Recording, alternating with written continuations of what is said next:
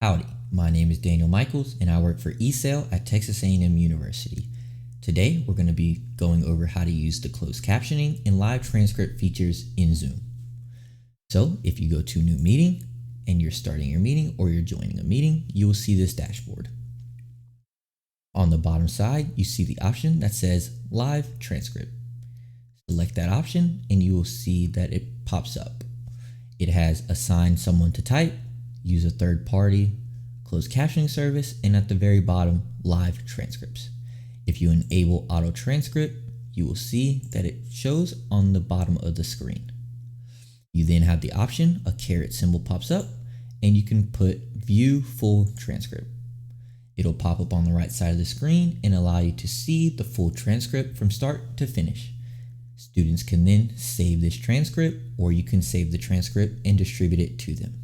I hope you found this video informative, and we look forward to seeing you soon.